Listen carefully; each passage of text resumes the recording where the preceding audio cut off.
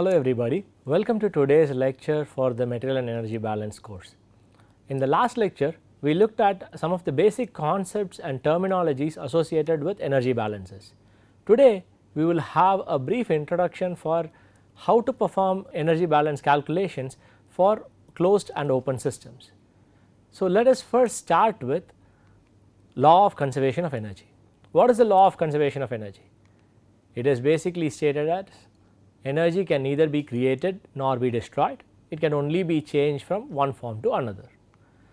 This is based on well founded experimental evidences which have proved that any amount of energy which is gained by a system would be exactly equal to the amount of energy which is lost by its surroundings. So, based on this, we have established something called the first law of thermodynamics. The first law of thermodynamics is nothing but the law of conservation of energy. And from this concept, we will be performing many energy balances. Just like how we performed material balances for different types of systems, here we will be performing energy balances for different types of systems. This will again be like a balance sheet or an accounting for energy which is supplied and removed from a system. For performing these calculations, we will do this only for systems that are homogeneous and not charged, without surface effects, so that we can keep the calculation simple. When we add these complexities, the problems become much more difficult and cumbersome, which we will not be dealing with throughout the course.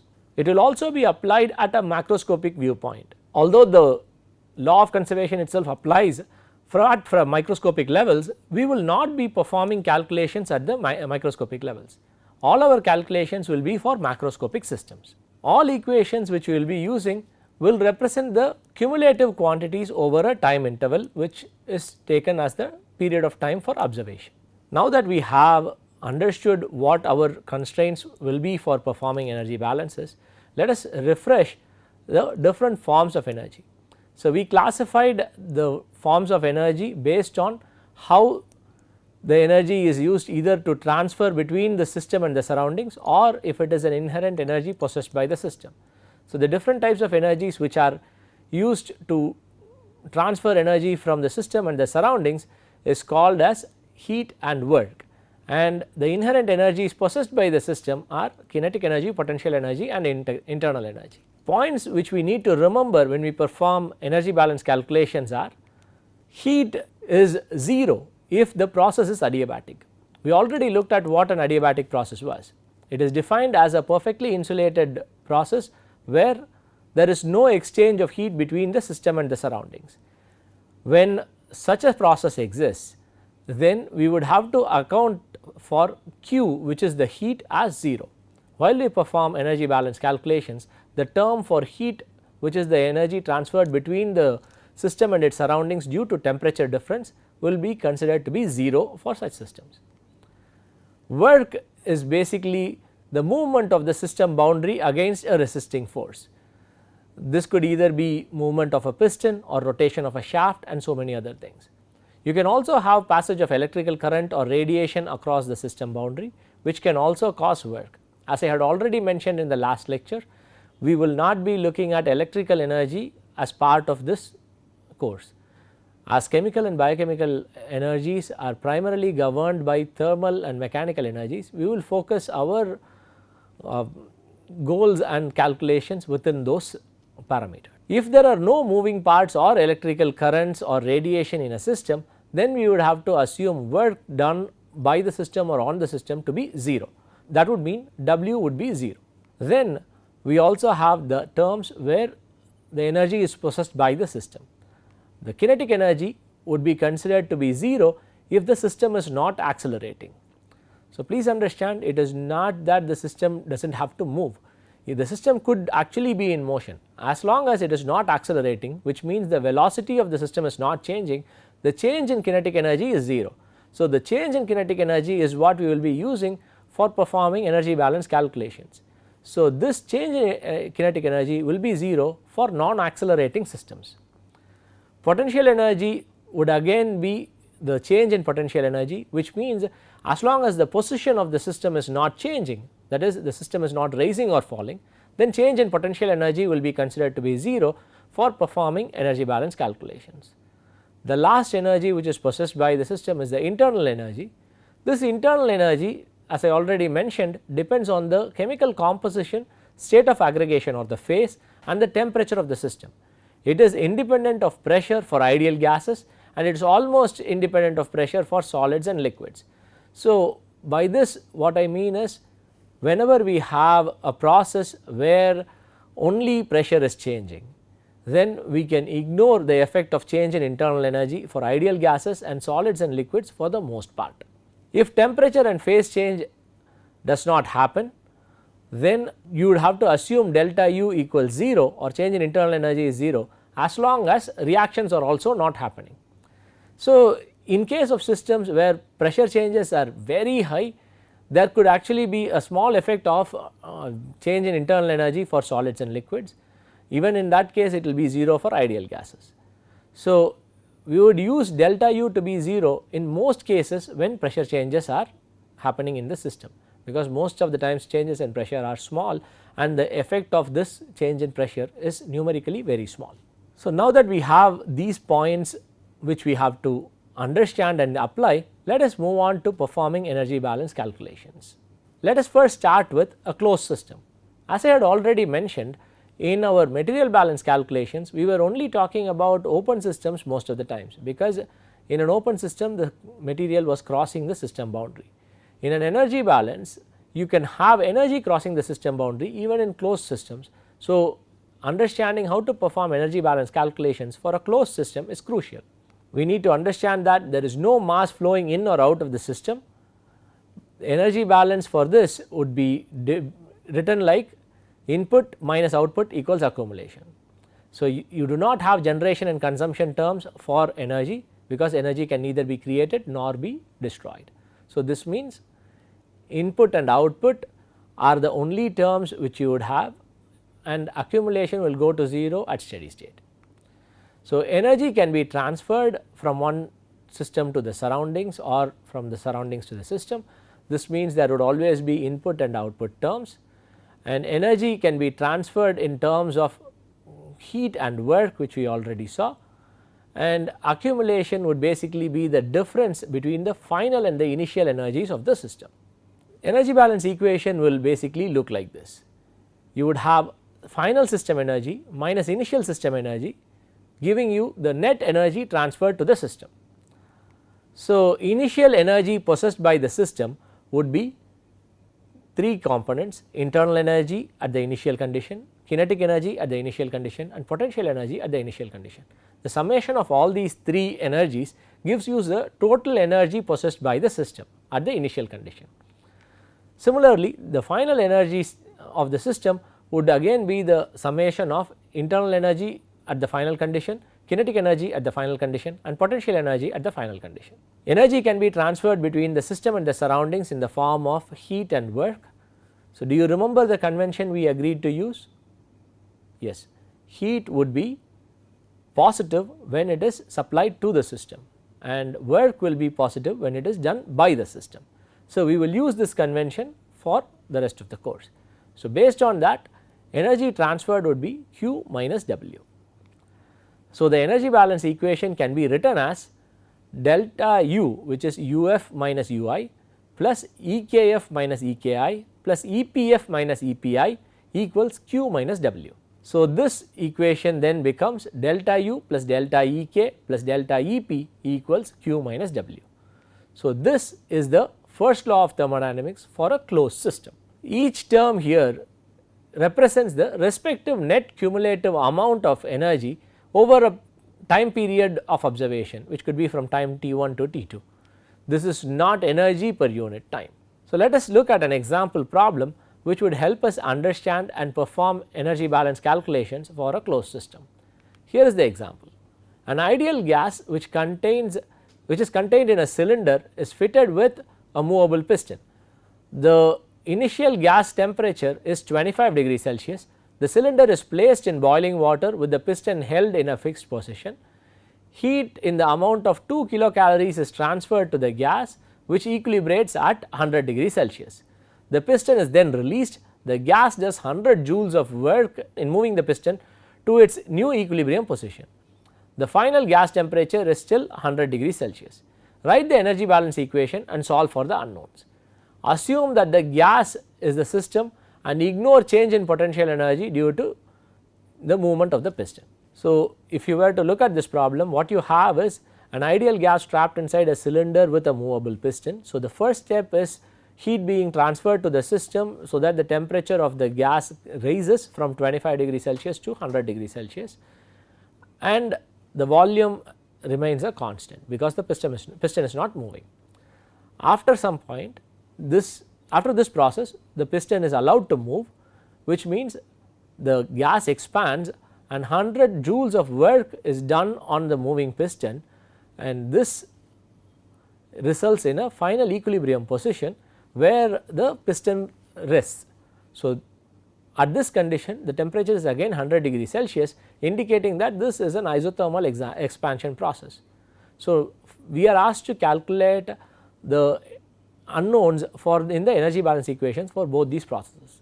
Let us try and do this for this problem. So, the first process is where you have this movable piston. This is at 25 degrees Celsius, it is moved to, the position has not changed, but the temperature has changed to 100 degrees Celsius because there is an addition of 2 kilocalories of energy in the form of heat. We looked at energy balance for a closed system as delta U plus delta Ek plus delta Ep equals Q minus W. So, for this process there is change in temperature, which means delta U cannot be 0. The system itself is not accelerating in any way, so kinetic energy will go to 0. We have been told that change in position of piston can be ignored, but here there is no change in position of piston. So, there is going to be no change in position. So, potential energy will also be equal to 0. Q is not 0 because you have 2 kilocalories of heat being supplied to the system. The piston is not moving in this process, so W will go to 0. So, you have delta U equals Q. So, Q has been given as 2 kilocalories. So, this means delta U equals 2 kilocalories.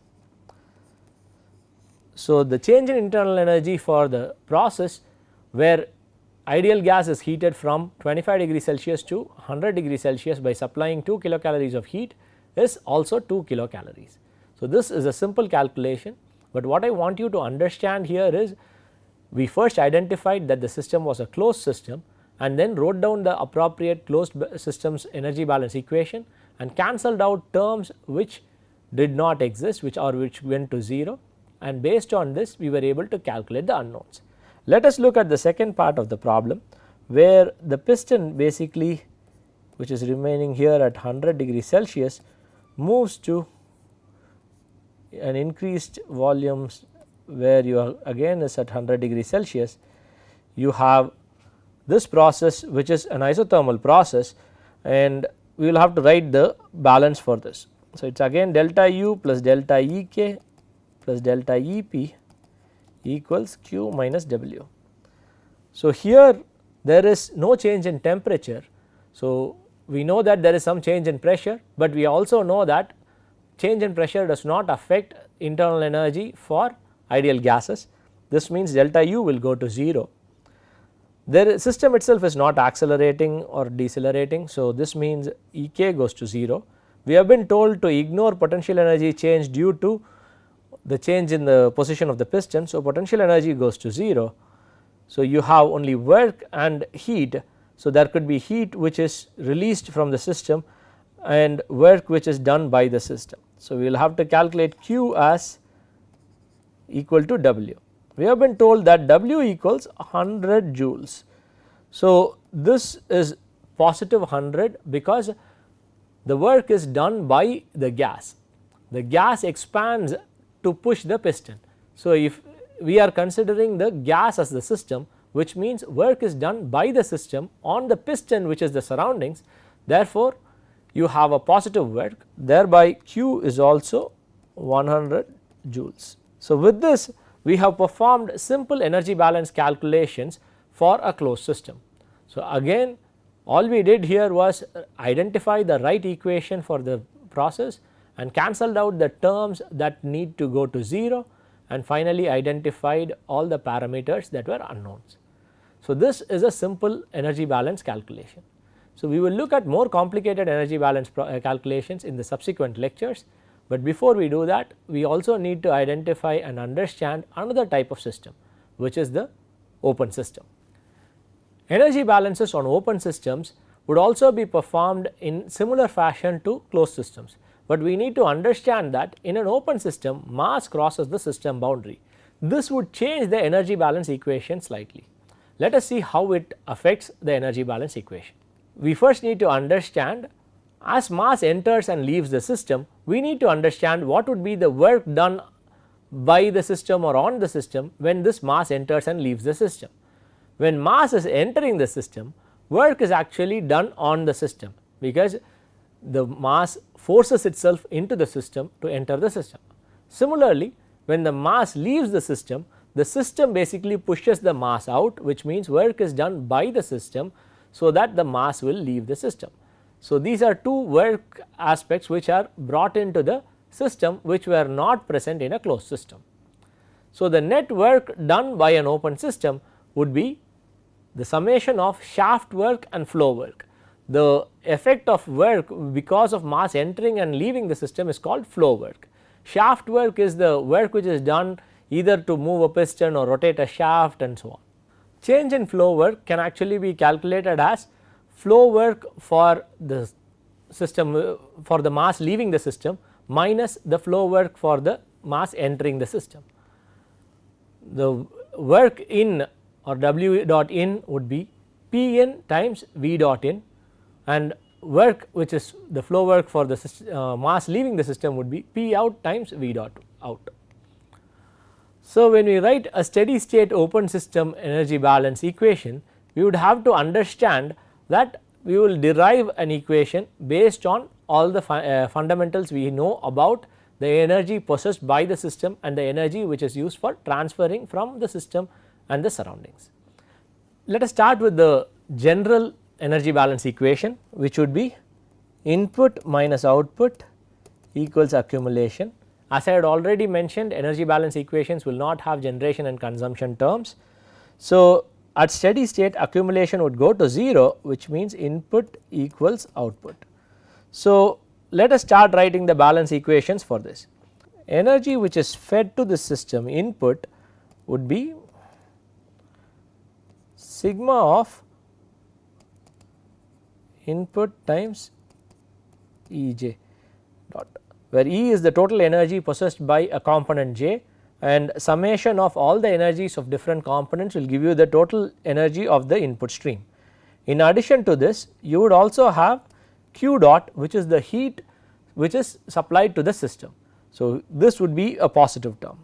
You can also have an output equation, which is sigma of output of Ej dot, which would again be the energies possessed by individual components in the output stream, and the summation will give you the total energy of the output stream, plus W dot, where W dot is the work done by the system. So, because it is work done by the system, it is going in the direction from system to the surroundings. So, it is the output.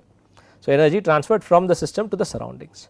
Substituting these two values in the equation we had, basically saying input equals output, we would get sigma input of Ej dot plus Q dot equals sigma output of Ej dot plus W dot.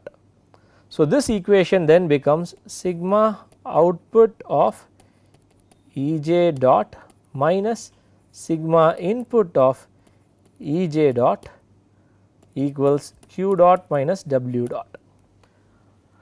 So, from here we now need to identify the energies possessed by the systems in the output and input condition. In this equation we need to identify what Ej and W dot represent. Ej dot is basically the energy possessed by the component J.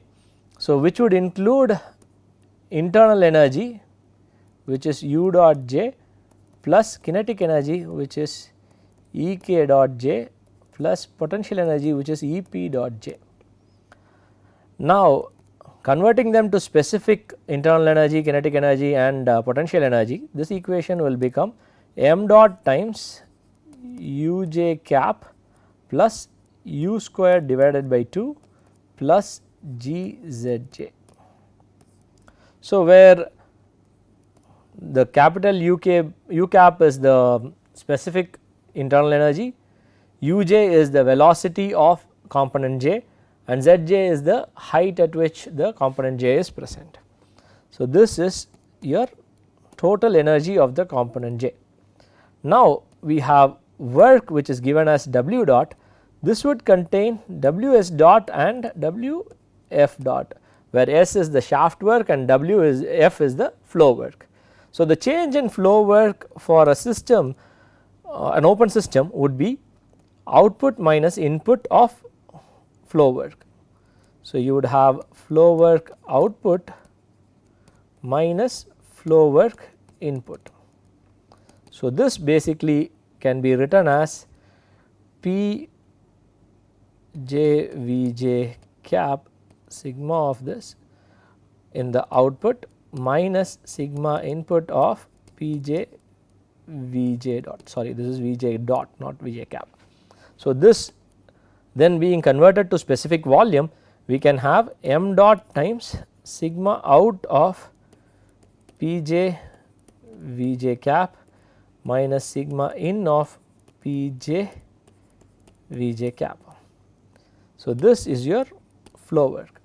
Substituting these two into the equation we had earlier, we would get sigma output of m j dot times u cap j plus u j squared by 2 plus g z j dot plus P j V cap j minus input of the same thing m j times u j cap u j squared divided by 2 plus g z j plus P j V j cap. This would be equal to q dot minus W s dot. So, what I have done here is split the work into shaft work and flow work and taken the term for the flow work to the left side in the equation which we had used. So, the terminology terminology u cap plus P V cap can be combined to form the enthalpy which is H cap. So, this means this equation which we have can then be simplified and written as sigma of out times H cap j plus u j squared divided by 2 plus g z j, all of this times m dot minus sigma of input times m dot H cap j plus u j squared divided by 2 plus g z j would be equal to q minus W s, q dot minus W s dot. So, from here we can basically simplify this equation as delta H dot plus delta E k dot plus delta E p dot equals q dot minus W s dot. So, this is your equation for energy balances in an open system. So, the first term which is m dot times H cap would become the total enthalpy of the outlet stream. The total enthalpy of the outlet stream minus the total enthalpy of the inlet stream forms delta H dot. So, similarly, the total kinetic energy of the outlet stream minus the total kinetic energy of the inlet stream gives you a delta E k dot, and the difference between the total potential energy of the outlet stream and the total potential energy of the inlet stream gives you delta E p dot. So, substituting these values we get delta H dot plus delta E k dot plus delta E p dot equals q dot minus W s dot, which will be used in place of delta U plus delta E k plus delta E p equals q minus W which was used for closed systems. What we need to understand here is, for a closed system, energy balances are performed using internal energy, and for open systems energy balances are performed using enthalpy. This is because the flow work associated with the flow of a material in and out of the system is accounted for by using enthalpy. So, internal energy plus this flow work ends up becoming enthalpy in the mathematical expression. Therefore, we use enthalpy instead of internal energy while we perform energy balance calculations for an open system. So, here is another example which will illustrate how to perform energy balances for an open system. 500 kilograms per hour of steam drives a turbine. The steam enters the turbine at 44 atmospheres and 450 degrees Celsius at a linear velocity of 60 meters per second and leaves at a point 5 meters below the turbine inlet at atmospheric pressure and a velocity of 360 meters per second. The turbine delivers shaft work at a rate of 70 kilowatts, and the heat loss from the turbine is estimated to be 10 power 4 kilocalories per hour. Calculate the specific enthalpy change associated with this process. Let us perform the calculations for this system. So, this is the flow chart. You have 500 kilograms per hour of steam entering, and the conditions for it is also given, and you have work done and heat supplied to the system, heat removed from the system, and change in height which have also been represented. Let us now perform the calculations. So, as this is an open system, the equation for energy balance would be delta H dot plus delta Ek dot plus delta Ep dot equals Q dot minus Ws dot. So, we already know the value for Q dot and Ws dot which have been given in the problem. So, we need to calculate delta H dot, delta Ek dot and delta Ep dot.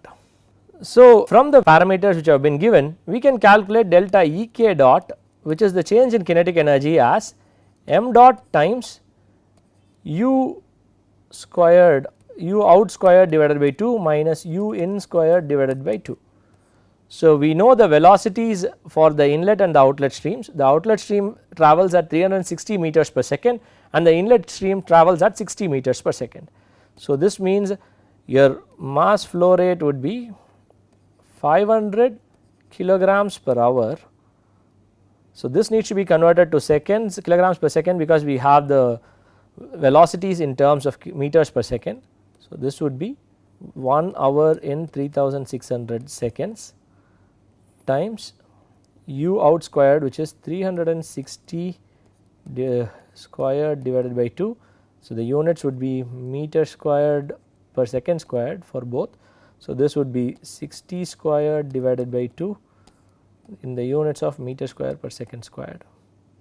So, performing these calculations, we can get delta Ek dot as 8.75 kilowatts.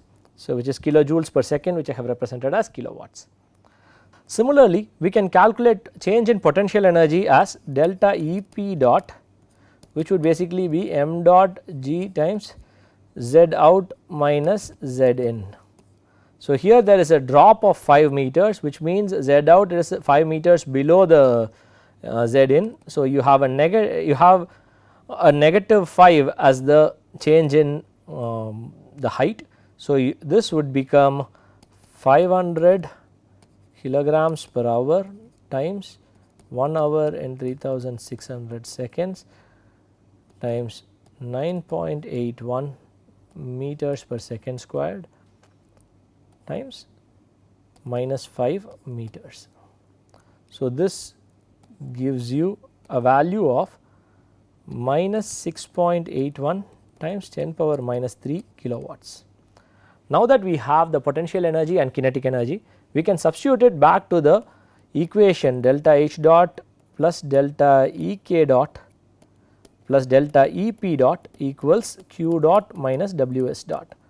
By substituting it here, we can calculate delta H dot as, we already know Q dot and Ws dot. By converting them to appropriate units, we can use it in this equation and get delta H dot as minus 90.3 kilowatts. The problem asks us to calculate the specific enthalpy change. So, this is the total enthalpy change for the system. So, we now need to calculate it in terms of specific enthalpy change. This means this value needs to be divided by the mass flow rate. So, this would be delta H cap would be delta H dot divided by m dot. So, m dot here is 500 divided by 3600 kilograms per second. So, you would have minus 90.3 divided by 500 times 3600, giving you a numerical value of roughly minus 650 kilojoules per kilogram. So, this is your change in specific enthalpy. So, from this we have calculated the change in specific enthalpy by using energy balance calculations. So, with this we come to the end of today's lecture. In the next lecture we will talk about performing such energy balance calculations for multi-component systems and also using thermodynamic tables taking values for enthalpy and internal energy from these tables. Until then, thank you and goodbye.